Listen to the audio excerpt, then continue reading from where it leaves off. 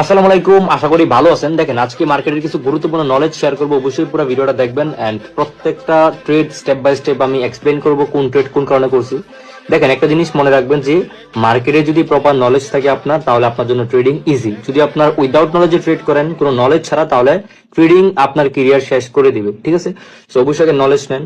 তো দেখেন, এটা একটা OTC market, USD INR, and কালকে আমি এই মার্কেটে ট্রেড করছিলাম। আজকে হচ্ছে 21 তারিখ। হ্যাঁ, সো আজকে আমি কোনো ট্রেড এখনো করি নাই এন্ড আমার ব্যালেন্সটা যদি দেখেন, এখন $5,000 মতো ব্যালেন্স আছে।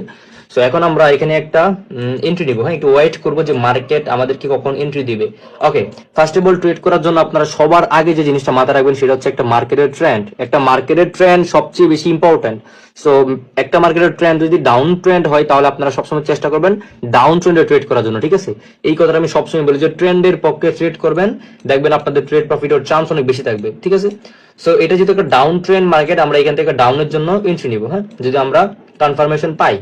ওকে, আমরা একটু মার্কেট গুলো চেঞ্জ করি, দেখি। আচ্ছা, এটা একটা আপ ট্রেন্ড মার্কেট। সো এটা যেহেতু একটা up trend market end up trend মার্কেটে আমরা অবশ্যই বাইং এর জন্য ট্রেড করব। যদি এখান থেকে আমরা কোনো এন্ট্রি পাই, অবভিয়াসলি আমরা বাইং এর জন্য ট্রেড করব। একটু ওয়েট করি জাস্ট। ওকে, আচ্ছা দেখি মার্কেট আমাদেরকে কোনো রকম এন্ট্রি দেয় কিনা। ট্রেডিং এ যখন আসবেন, ট্রেড যখন করতে বসবেন, মার্কেটগুলো যখন ওপেন করবেন, একটু সময় নিয়ে ট্রেড করা ট্রাই করবেন। আমরা সবচেয়ে বড় যে ভুলটা করি, মার্কেট আসার পরে যদি একটা এন্ট্রি পাওয়া যায়, সেটাই মনে হয় শিওর শট। একটা স্ট্র্যাটেজি শিখছি আমরা, মার্কেটে দেখছি যে এটা আমাদের সাথে মিলে গেছে, মানে এটা শিওর শট। বাট এইভাবে ট্রেড কখনোই করবেন না।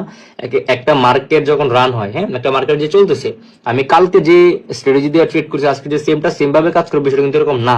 এর জন্যই মার্কেটে একটু বসবেন, একটু মার্কেটটাকে দেখবেন, মার্কেটের মুভমেন্টটা কিরকম, মার্কেট কোন কোন জিনিস ওয়ার্ক করতেছে, ওইগুলো দিয়ে তখন ট্রেড করেন। ঠিক আছে, ওকে। দেখেন, এখানে মার্কেটটা যেহেতু ওভারঅল আপ ট্রেন্ড, এখান থেকে একটা সেলার আসতেছে, দেখি সেলারটার পরে আরো কোনো সেলার আসে কিনা। একটু ওয়েট করি। আমরা যদি দেখি যে এটার পরে বাইং ক্যান্ডেল আসছে, তখন মার্কেটে আমরা বাইং এর জন্য ট্রেড করতে পারবো। ওকে, আবার এখানে একটা লেভেল আছে, এই লেভেলটা যদি আমি ড্র করে ফেলি।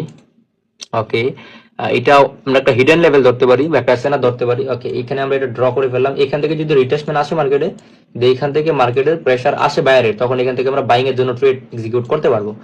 অলরেডি এটা ব্রেক করছে, এখন দেখি এটাকে রেসপেক্ট দেয় কিনা। অলরেডি একবার রেসপেক্ট দিছে।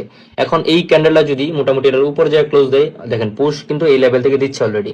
সো এই লেভেল হচ্ছে বাইরের লেভেল। যেহেতু এটা এইখানে সেলারের লেভেল ছিল, এটা কিসের লেভেল ছিল? সেলারের লেভেল ছিল এখানে। এখান থেকে সেলার অ্যাক্টিভ হয়েছিল, সো এটা পরবর্তীতে এটা বাইরের লেভেল হয়ে গেছে। That's mean SNR, support and resistance. Okay, আমরা দেখি এটাকে কি ব্রেক করে নাকি এটাকে রেসপেক্ট করে মার্কেট। একটু জাস্ট ওয়েট করি আমরা। ওকে, এখানে আমরা একটু ওয়েট করি, আর 6 সেকেন্ড আছে, দেখি এই 5 সেকেন্ডে কি মার্কেট কি করে, মার্কেটের মুভমেন্ট আসলে কোন দিকে যায়।